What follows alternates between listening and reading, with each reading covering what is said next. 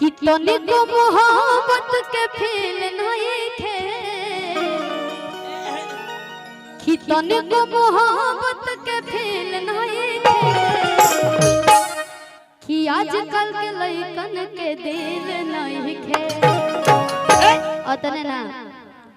एगो नहीं चार चार को पांच पांच को लड़की पड़ जाता है लेकिन कि होटल के घरे खाते बिल नहीं थे आ होटल के घरे खाते बिल नहीं थे आजकल के लइकन के दिल आजकल के लइकन के दिल प्यार करे वाला महफिल नहीं थे प्यार करे वाला महफिल नहीं थे आजकल के लइकन के दिल नहीं आजकल के लइकन के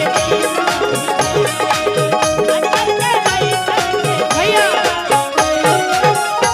हम का कहा कि खाली मैसेज पर मैसेज भेजे लो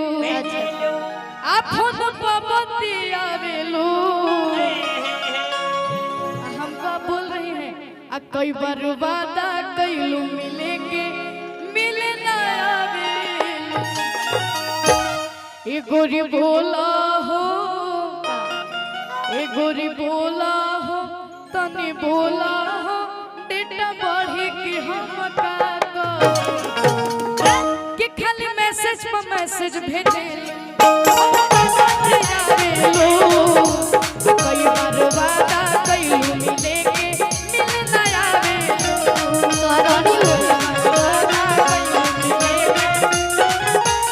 खाली मैसेज पर मैसेज भेजे कई बार वादा कइलू मिलेंगे मिल ना आवे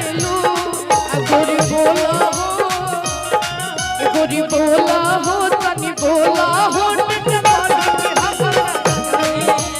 बोला हो कुछ बोला अच्छा आजकल के जोन प्यार बाटे ना ई नहीं क्यों खत की तू हम बॉयफ्रेंड बाड़ा चाहे दोस्त बाड़ा डायरेक्ट ही होता ना कि हम तो आपको हमारी मन पति मान चुके हैं ऐसा वाला प्यार हो गई बाटे हां लेकिन अगर निकम्मा पति निकल जाए तो अच्छा निकम्मा बॉयफ्रेंड निकल जाए तो कि बने परेशान मन कर ले जान तोहर खाना पीना रोक दे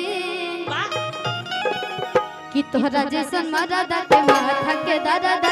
चूल्हे पे रोक दे तोहरा जैसन मरदा के माथा के दर्द चूल्हे पे झोंक दे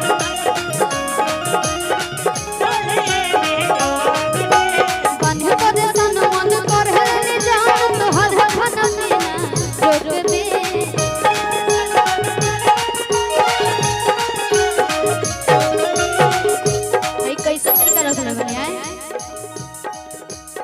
भरल समाज में अब मेहरारू के इज्जत नहीं खोन कर रहते हुए दूसरे को पटावे के फेरा में लागल है पानी परेशान मन कर है जान तोहर खाना पीना रोक दे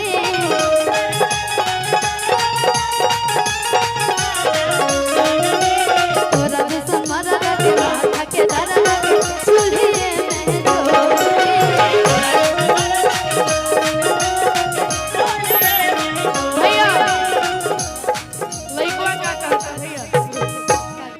लेकिन रउआ खाती एक लाइन भैया हां बोले कि तू हमर जान हो तू ही परान हो अच्छा कि कहत काट के हम दे दी